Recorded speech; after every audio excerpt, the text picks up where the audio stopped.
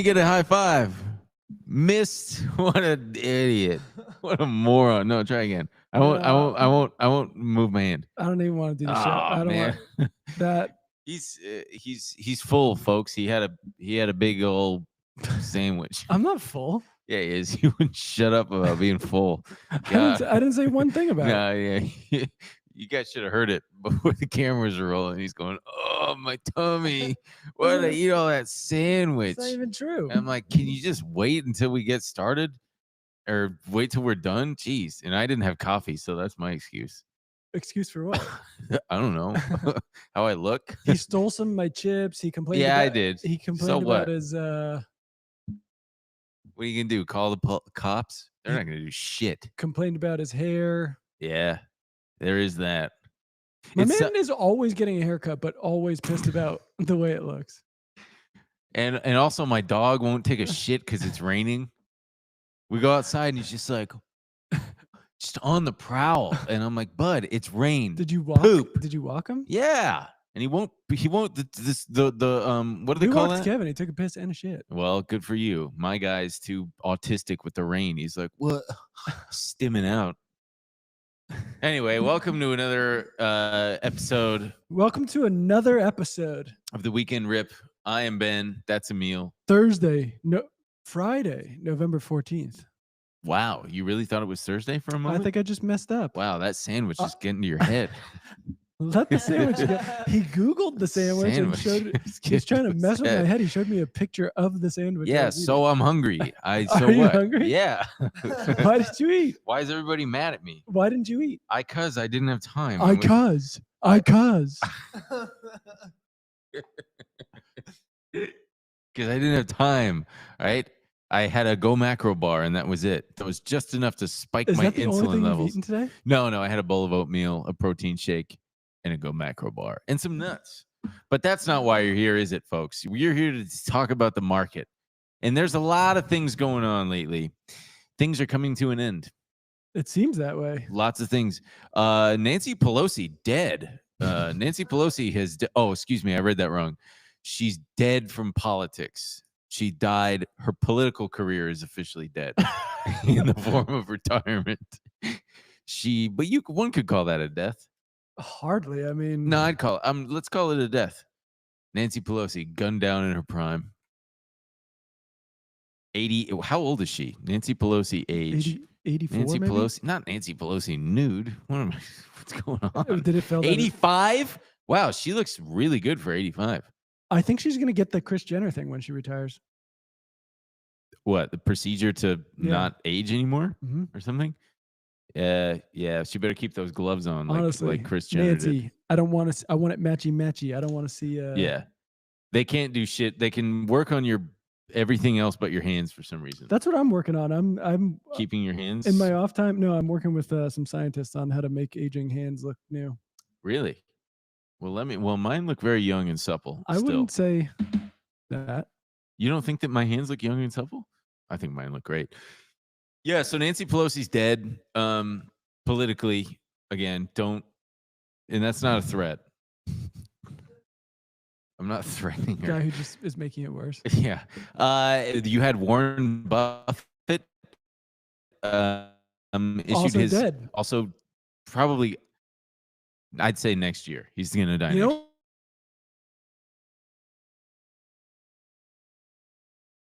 what's going to be so annoying is that people a million years old and people are going to go, stat about like when you retire, you die. I was just going to say that. Not a real thing. No.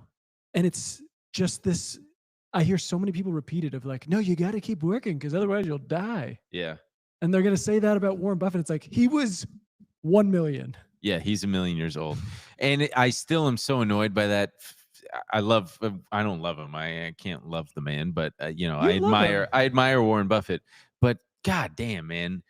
The way he goes to McDonald's and pays an exact change with cash, every time, you get so pissed. It's fucking obnoxious. I feel like you gotta let it go. You're letting that. No, it's living rent free in your head. I understand the whole. Part of the reason why I'm a billionaire is because I'm frugal. It's like, shut the fuck up. You go to McDonald's every single day.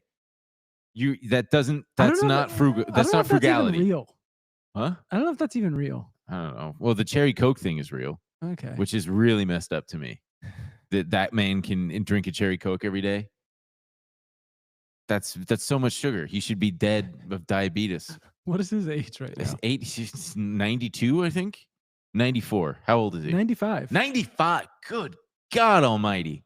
Wow. Anyway, it's got to be strange, you know. It's got to be strange to be Warren Buffett. 95. To be 95, yeah. You're at the end. It's like, what else is there? Let's click that. Let's click that. Like, well, I see Summer. Yeah, well, I'm going to pursue a career as a musician. Always wanted to try that. Let's pull up that. There's an excerpt from his final annual shareholder letter. He puts one of these out. You guessed it, annually for Berkshire Hathaway, and I've got the link there in the thing. Warren Buffett's final. Unfortunately, not horny enough for his sister in this one. Oh yeah, he's famously very, very horny for his sister. And his final words of advice. One perhaps self-serving observation. I'm happy to say I feel better about the second half of my life than the first. You don't say. You don't say. You mean the part where you make billions of dollars? My advice, don't beat yourself up over past mistakes. That's very good. Yeah, the part where he was just comfortably living in a very nice situation. Oh, yeah. But I mean, so we've got a guest coming on in the latter half of the show, Derek Oldensmith, a phenomenal trader from T3. Dolden, if you nasty. No, his email address. It's D. Oldensmith. Don't tell people. They can email him. What are they going to say? But, you know, because I'll text Derek and be like, God, fucking shit. I'm an idiot. I hate myself. I'm a shitty trader. So Warren Buffett says, don't beat yourself up over past mistakes. Yeah, easy for you to say. Learn at least a little from them and move on. It's never too late to improve. Get the right heroes and copy them. You can start with Tom Murphy. He was the best. Don't know who that is. Start with Tom Murphy. I'm not going to look him up.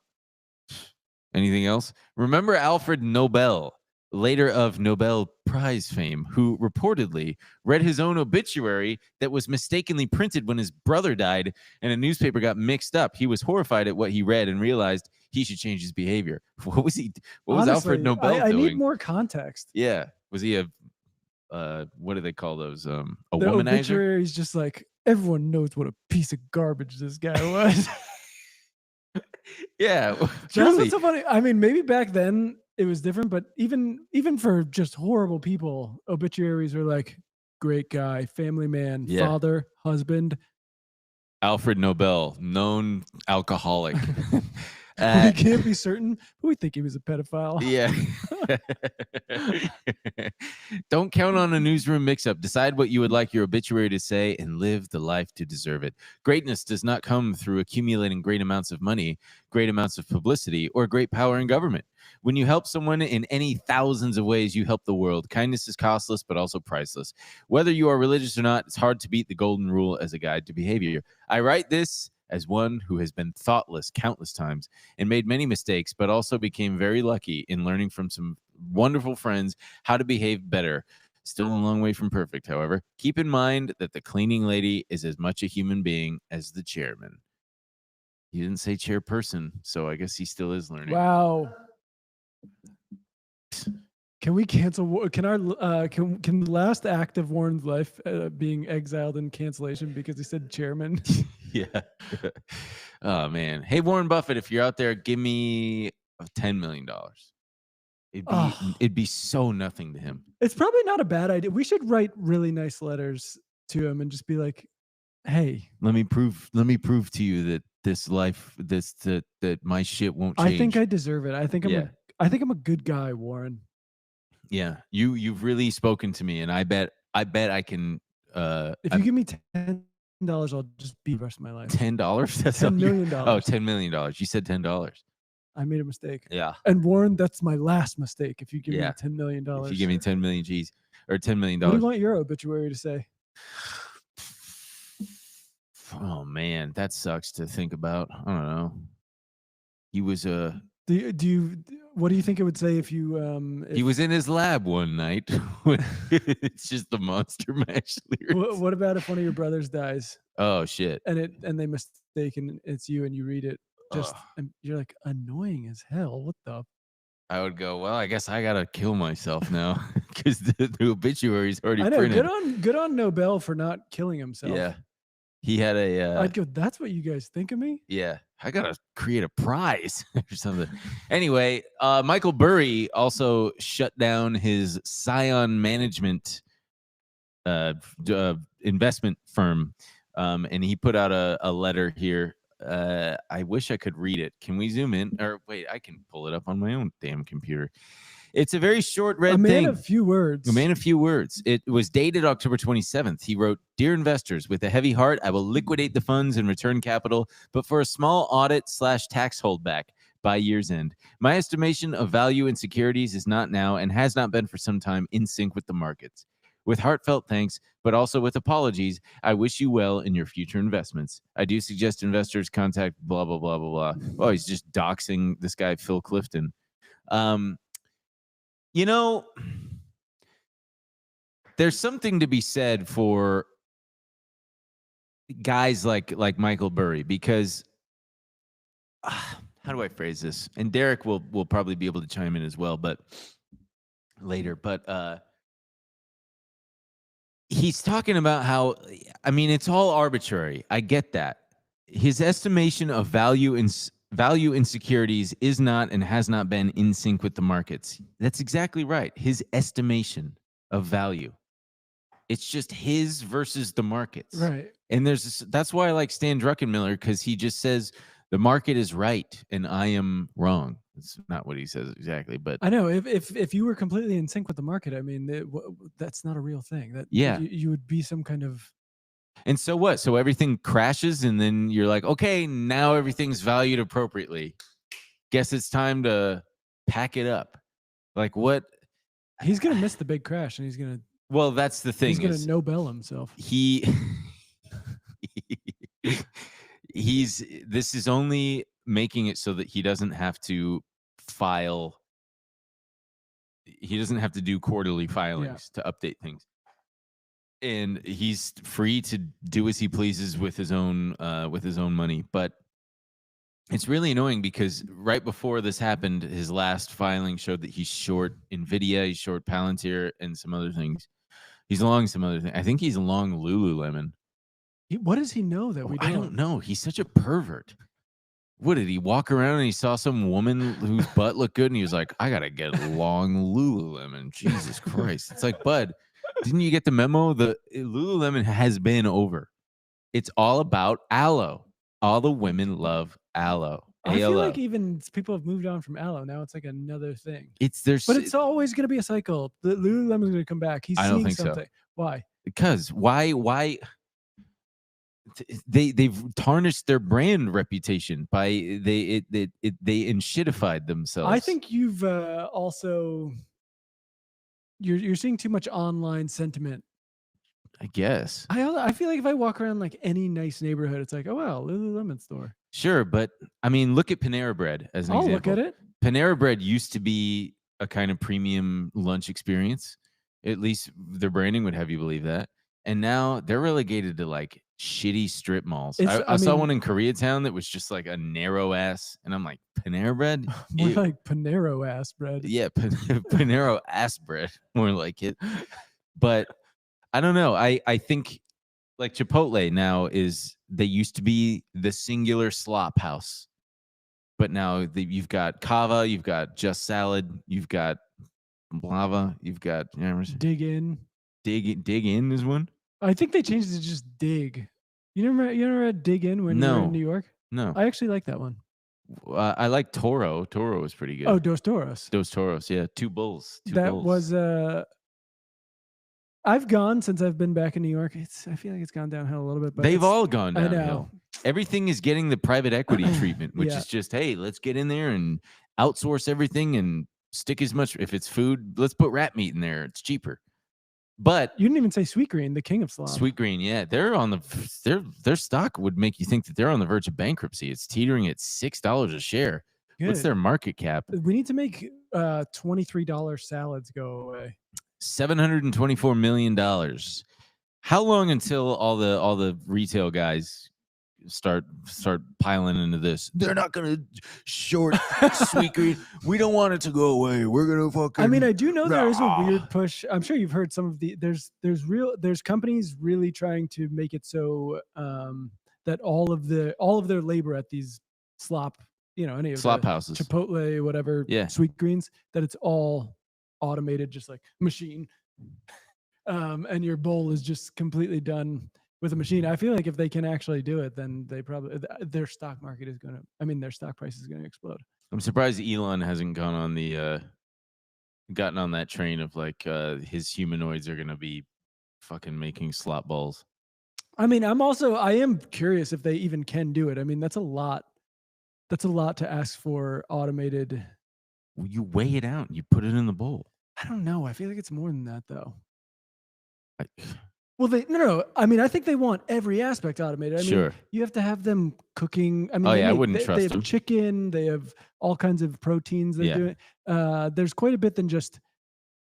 I mean, also, you're walking into a Sweetgreen, you're seeing it all set up. There's a lot that goes into just that. I mean, damn, I'm craving Chipotle and Sweetgreen.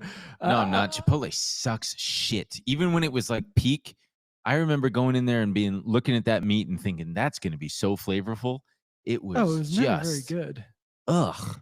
I mean, I haven't had it in probably a decade at this point. Yeah, same. It was never good. I remember this white guy, this like glasses wearing white guy, the worst kind of white guy. Kill that guy. We should kill him. It was like 15 years ago.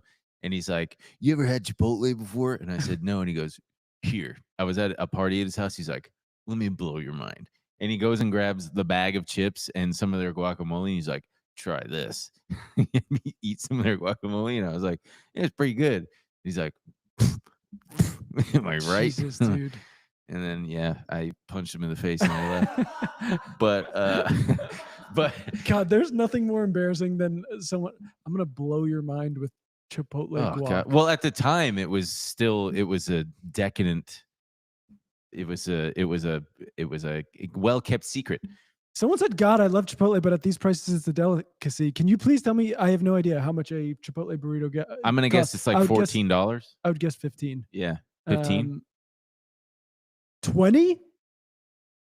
Yeah. Didn't they used to be like 8? Jesus Christ, folks! Wow. Go to your local taqueria. Please put in the chat how much you're paying for a taqueria. For a Chipotle burrito. I'm very curious. Anyway, Michael Burry is short, and he's not that short. Like, people are freaking out and seeing the headlines that he's short like $900 million worth of Palantir. No. That's what they call the notional value of the puts, the put options that he bought. His puts are actually only about $9.2 million that he bought, according to this. Now, you're saying if he cashes these in, they're worth that much. If he were to exercise it, each put contract represents 100 shares in the underlying stock. If what he wants to happen happens, it will be worth that much. Not quite. If what he wants to happen happens, he could make. I mean, I guess he's got the $50 strike January 2027 puts that he bought at $1.84. So he's betting that it's going to go to at least $50 by January 2027. And it could go, he could make 10 times that. He could make 90 million. He could make 100x. Who knows? If he exercises the puts and then is actually short the stock at $50, I don't know. We wish him luck. I'm short that thing. Alex Karp. Let's play the clip of Alex Karp with the sword down below there. God, he's such a we truly let the masculine man, the biggest dorks in the world, just run our shit. Yeah. Hey, it's Alex Karp. Dude, look at the confidence in his face. What should I do? Not stand there and be impressed.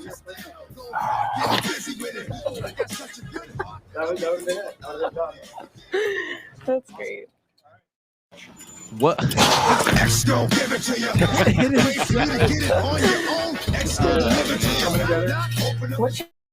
Oh, we should be careful with that. We're gonna get copyright on that. Man, DMX. Remember, DMX is dead. Isn't that crazy? He's dead, just like Nancy Pelosi. Not quite. Those are No, different. she'll die soon. Some tragedy will befall her. Yeah.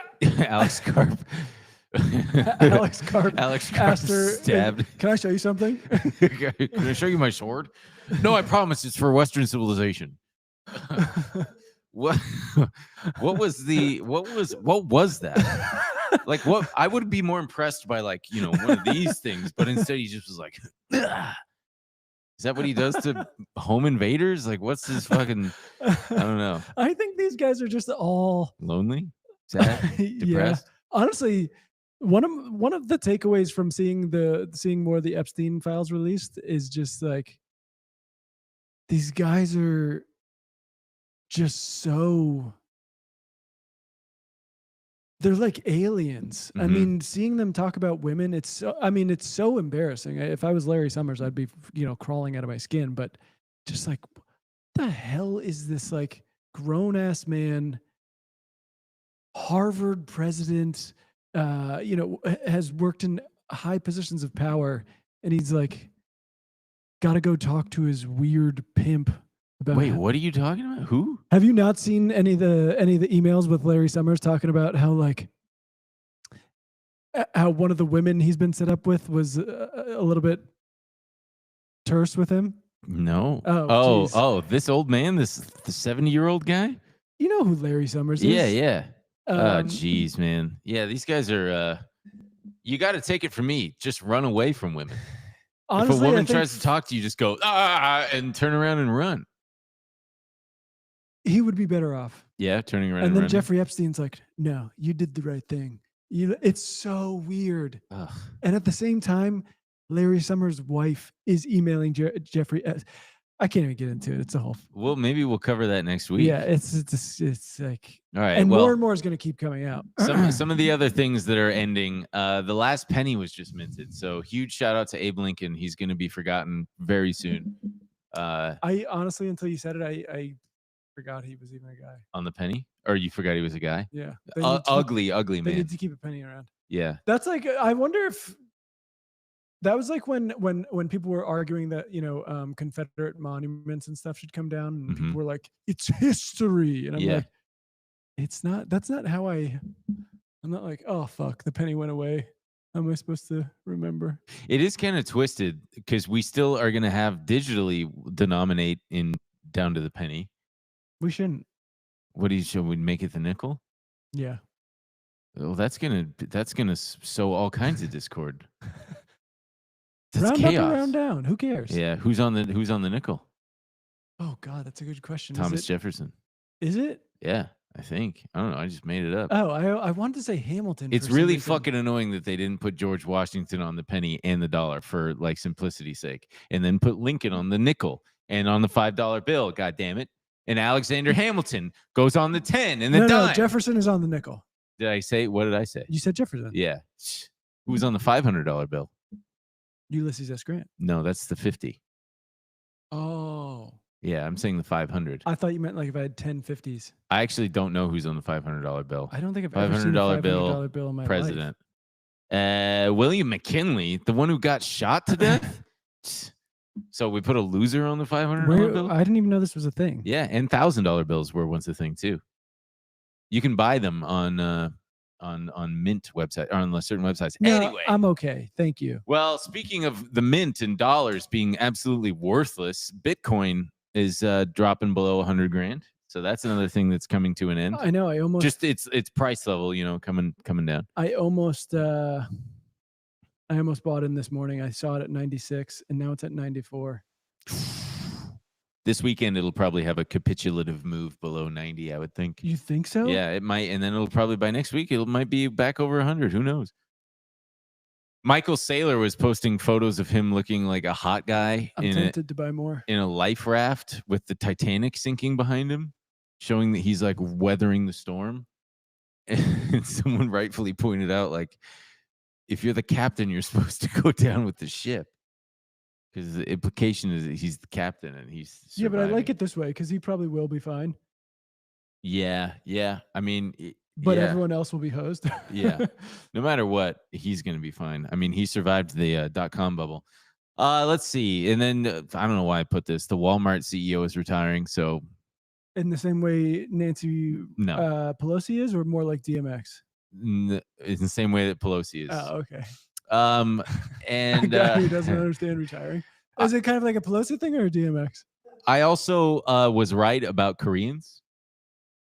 The racist stuff that I said about Koreans. South Korean investors' enthusiasm for U.S. equities has surged since 2020. They are such a big part of our equity markets. Oh, that stuff you said. Yeah, about that Koreans. stuff. Not the defamatory things about bulgogi. I love bulgogi, man. God. If a woman were bulgogi, I wouldn't have any issues. I would know exactly what to say. What would you say? You're so good. I love you, even though you're bad for me. Is bulgogi bad for you? Yeah, it's beef, dude. Red meat is bad for you. As my I'm more of a cardiologist would bibimbap. say. Bibimbap is so good too. That's a funny word too. Leave it to the Koreans to come up with two fun words like bulgogi and bibimbap. You want some bibimbap or you want some bulgogi? What are you, Adam Sandler? All right. Let's bring on Derek. This is a good spot to bring him on. Ladies and gentlemen, without further ado, Derek Oldensmith. He can out trade you and then pin you to the mat because he's like a brown belt in jiu-jitsu or something. Wow. Yeah, so careful. Did you know that Ben had jiu-jitsu aspirations?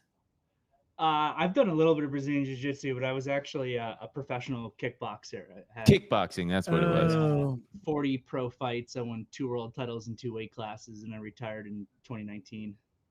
Jeez, Wow. dude. What the hell? Yeah. Wow. Yeah. I had some big fights, big 10, 12 round fights against guys around the world. It was a cool period of my life. T3, the company that I trade for, the company that you trade for, Ben, they were actually one of my biggest sponsors when I was fighting too. They sponsored all these fights, put together these huge events. It was great. Did they bet on you? I think people were trying to maybe get some action on the side. Dang, man. Too bad Kalshi wasn't around back then. But I guess you probably wouldn't be able to get enough action on a kickboxing match. Yeah, that's cool. I got to learn how to kick ass because right now I'm relegated to not even the fight, just flight or freeze. Oh, those are your two options. Yeah, my or fawn. Am I gonna run or just? I think I would fawn first, then flight, then freeze. In other words, I'd be, please, mister, don't kick my ass, and then run away and then hide and freeze there. Anyway, Derek, you're like me. You've been kind of frustrated with this market. What were you gonna say? Go ahead. Yeah. A lot of really good traders have been frustrated with this market just because it's been borderline nonsensical, just the way that some of these stocks have been moving, the way the entire market's been moving. I mean, we're really expensive. We're in an AI bubble. You got quantum computing stocks that aren't even going to have a product for another 5 years and bringing in about $1 million in revenue, trading at $20 billion market caps. It's been a recipe if you're trying to short things to get completely run over if you don't time things properly or manage your risk well. And guys that try to do things counter trend or fade what they perceive as kind of bullshit companies are getting run over left and right. Yeah, I'm living that pain now where the very quantum names that I was getting run over on, I finally got redemption and they are all absolutely tanking. And as I was telling you the other day, just like, God, if I had timed this better and if I had shorted just a little later than I did and held on a little longer, oh my God, there are still a lot of opportunities to short these things, though. I think. Yeah, I think so too. I mean, they've gotten so wrecked now these last couple of days that they're a little bit too extended to the downside, probably to chase. But you didn't need to nail the top in like RGTI at $57 to make a lot of money. The thing's trading at 25 right now. Yeah. You could have shorted it at 40. You could have shorted it at 30. There was a wedge that broke on the way down. There were support levels that broke on the way down. And these companies are probably borderline worthless, to be honest. Yeah, I think probably, hopefully, in like 6 months, RGTI, IONQ, OKLO, they're all going to be in the teens or lower. It is crazy seeing these charts. They have absolutely tanked. Yeah, and rare earths. That was the other thing that you were short a lot of, right? Rare earths, all these like companies that don't make any money at all, that just went completely bubbly because the Koreans were buying them over the course of the last few months. The rare earths, the quantum names, the crypto names, the flying car names, the battery names, you know, QS and Joby and I'm still, you know, short. These names have been trashed, but you know, I have made the mistake many times over the course of my trading career that I think is what you were describing a little bit, which is you're watching these things go parabolic. You know it's nonsense, and it's almost like you're too smart. You're like, oh, this is nonsense. I'm just going to short it. You know, it's trading at $40 and it just came up from 10 and it's did it in 3 weeks and they don't even have a product yet. And then it's at 60, it's at 70, and you're pulling your hair out and going insane, instead of just recognizing like, hey, let the thing go parabolic, let it come down. I don't have to be short from the exact high of the penny. There's going to be plenty of opportunity on the way down. And I've done that so many times in my career where even trading really well, you nab that parabolic top really good. You know, like using RGTI as an example, catch the move from 55 down to 45, and I think I'm a genius. And then I'm like, all right, I'm out of the position, and I start trading Nvidia or something, and then a month later I type the stock up and it's back at 10, and I didn't participate in the move from 45 to 10 at all. I went after the hard money and I wasn't participating in the easy money. So this time around, just kind of recognizing that, I'm like, you know what, sure, I'm going to try to short this parabolic move, but when this thing's breaking, I'm just going to keep pounding it to the downside till it's dead and gone. Very much like a kickboxer might be pounding a guy that you've already gotten into submission until you need the damn referee to come over and go, hey, he's dead already. Derek. Is that confirmed? You killed a guy? No, I didn't kill a guy, but honestly, when I used to get in the ring and fight, my mentality was I'm going to go in and kill this person, and it's the referee's job to make sure that that doesn't happen.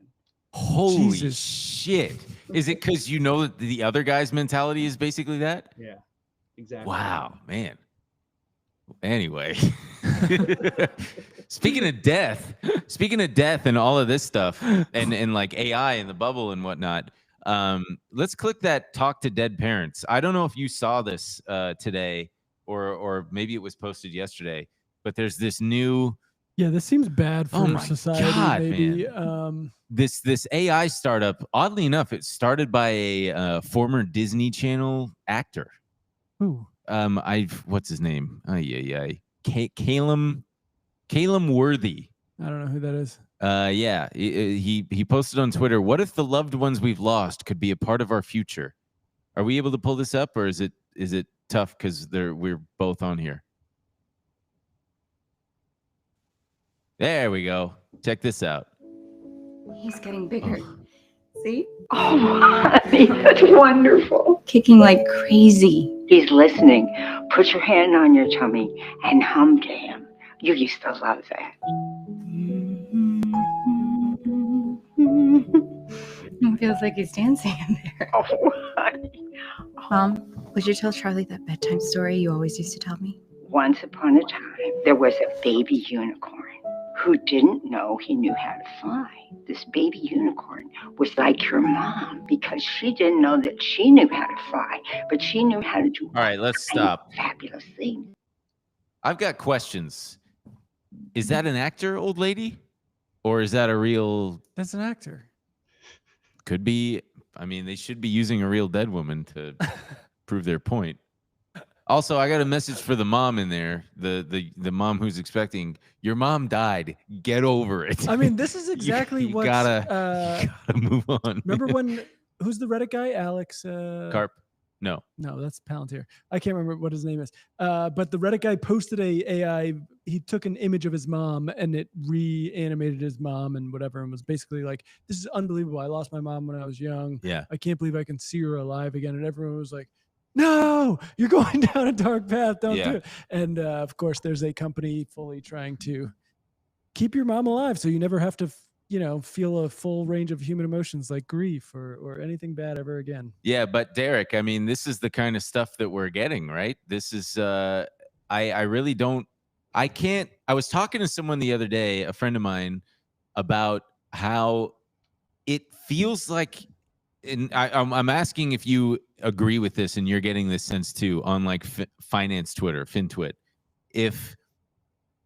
Are you getting the sense that there's a shift in the perception about AI, and that it's like people are kind of all at once waking up to the fact that we're just going to be getting stuff like this for right now, and like maybe a useful tool here and there, but for the most part, there's some real, not only like Chat GPT fatigue in the sense that, oh, it's, I can use it here and there, but people are kind of, especially the investing public, are kind of realizing, oh shit, this is kind of similar to quantum in that it's going to be years before it really has a marked impact on the economy and on all these companies' bottom lines.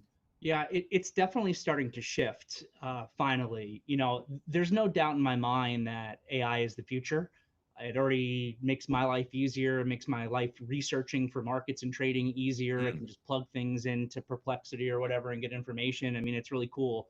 It's going to change the world. The question is it going to change the world to the tune of the trillions of dollars that these companies are dumping into it?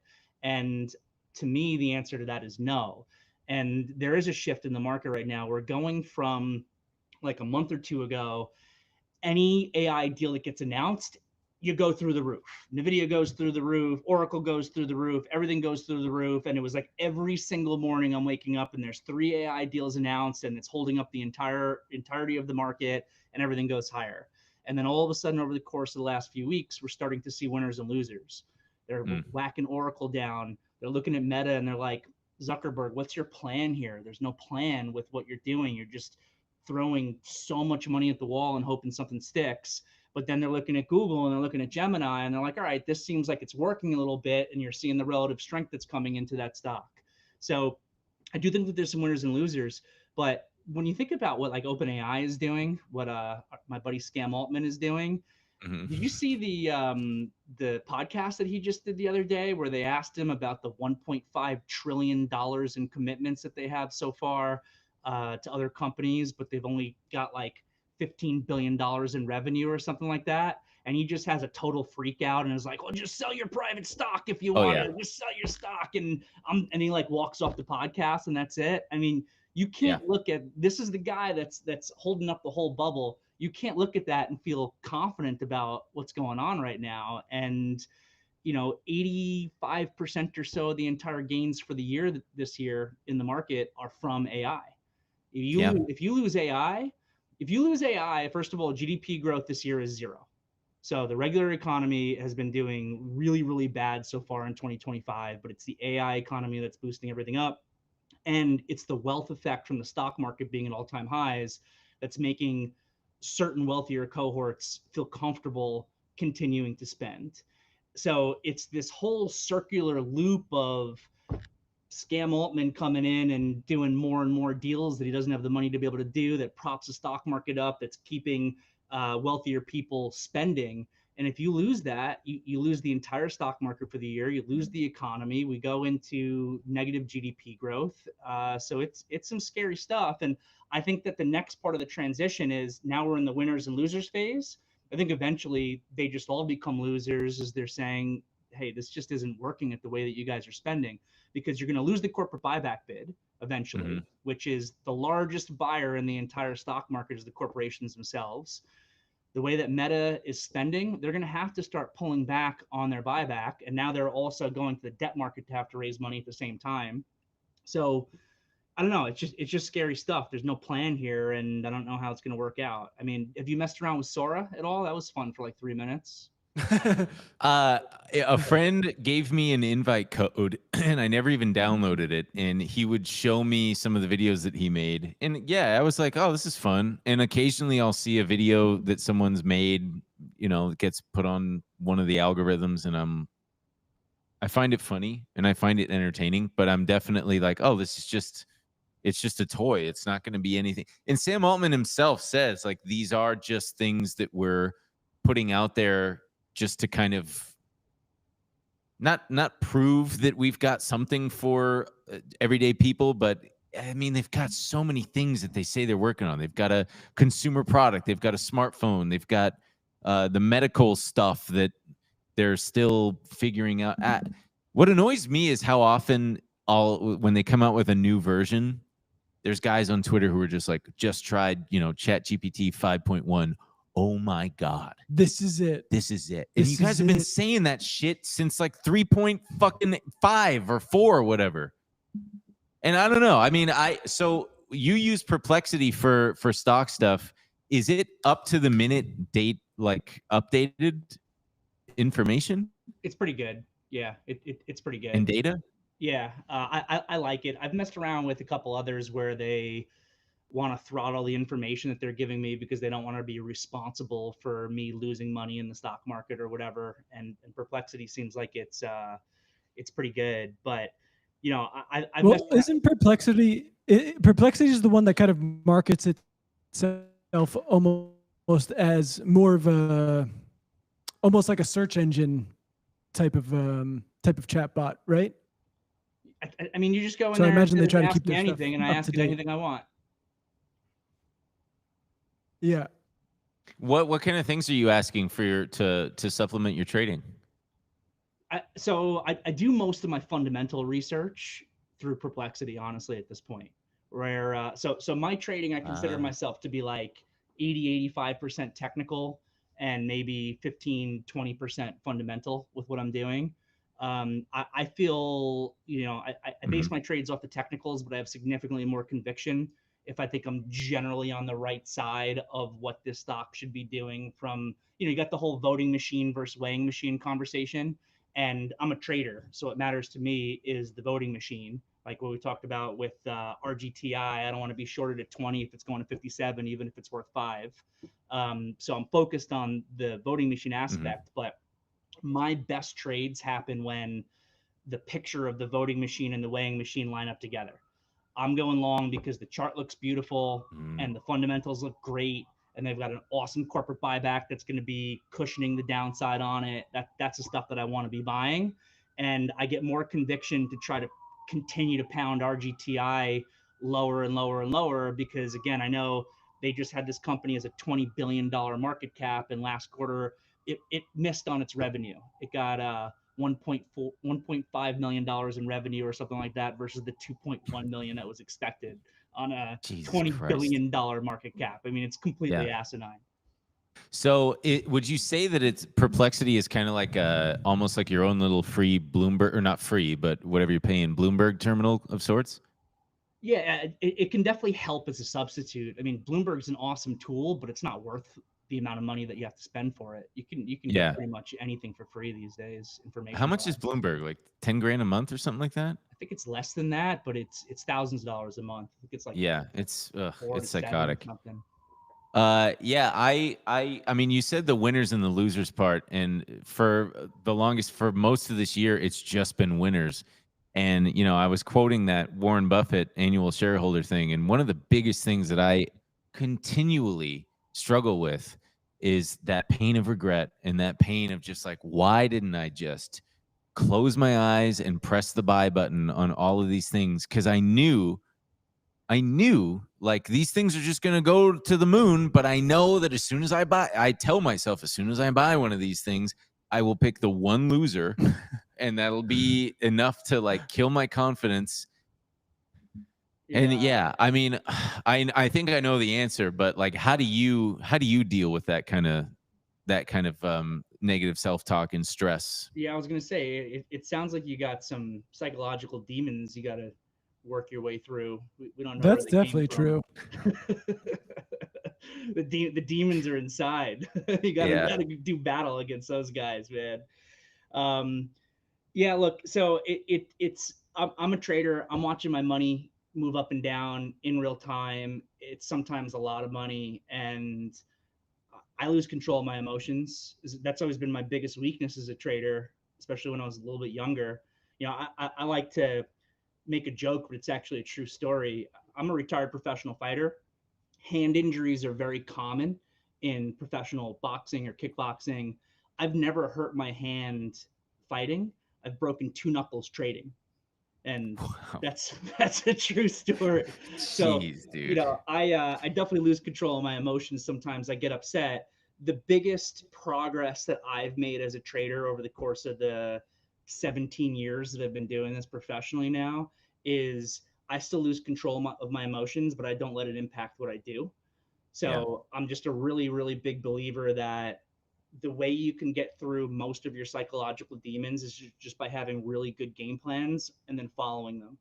You set the game plan already, and then it doesn't matter what's going on. Stock's going up, it's going down. P&L's going up, it's going down. You had a game plan that said you are supposed to buy at this price, sell at this price, stop at this price, whatever it is.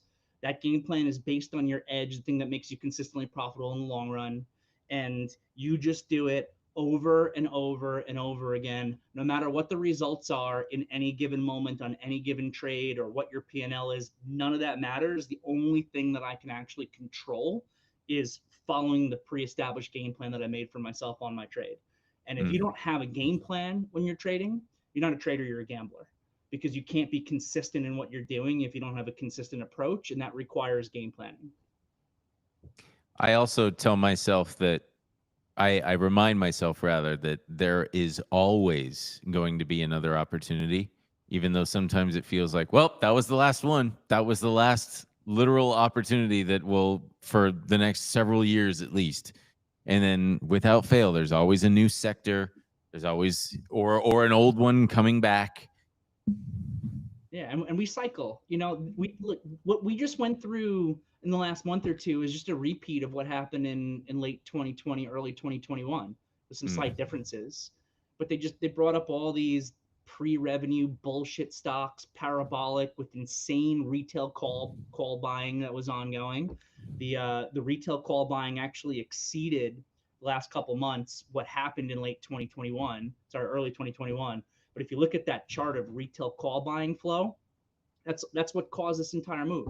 It was those Koreans up all night buying calls and squeezing us guys who are like, this doesn't make any sense. Let me short it. Yeah, some Korean guy blasting a cigarette, just looking at a screen, making tons of money, and I'm at home blasting a cigarette, just like, seeing all the negative, seeing all the red on my screen. God damn, I gotta fly out there and shake that guy's hand. I gotta find him somewhere. We can have some soju together. All right, this is probably a good place to stop. Derek, what would you like to plug? What I like to plug? I didn't get. So I'm a professional prop trader for T3 Trading Group. If anybody's interested in learning about prop trading, what prop trading really is, not these challenger companies that have popped up in the last few years, but real prop trading, reach out to me. And that's where I'm at. Reach out to me. I know my email was already floated earlier in the video here. Oldensmith at t3trading.com. Reach out if you want to learn more. Yeah, I love trading there. It changed my trading. It's very nice. All right, Derek, thanks so much for joining us. And I'm sure I'll be griping to you at some point next week about whatever's pissing me off in the market. Thanks, guys. It was good hanging out. Let's do it again sometime. All right, Thanks, Derek. And then, folks, let's see. What are the lastly? I wanted to. Did you see the Did you see the iPhone Pocket? The little sling. The little sling. This would be nice to go out on. Sock. It is the most. I bought a bunch of them because I think I think they're gonna be worth more later. Jesus Christ. And, yeah, I know. Who are they partnered with? It's partnered with some like kind of fashion I don't know, brand. some asshole company. Company for assholes. I can't read that. Can you read that, Ben? What does that say? Obey. Issey Miyake. Yeah. Issey Miyake. It's yeah. Issey Miyake me crazy. These new products. But yeah, so far they have not appreciated in the way I thought they would. So if you want to buy one of these for just MSRP, please reach out. I have so many. Maserp. All right, gang. We hope you've enjoyed the show. Thank you for tuning in, and we will see you next time. And happy trading, happy hunting, and happy weekend. Happy weekend. Go out there and smoke a cigarette on me. Do it for me. Smoke the whole pack. Smoke the whole pack today. Do other addictive things. Do other addictive things. Have a wake up on Monday and go, my life is different now. Yeah. Have a cherry Coke in honor of the recently deceased Warren Buffett. All right, everybody. Bye-bye.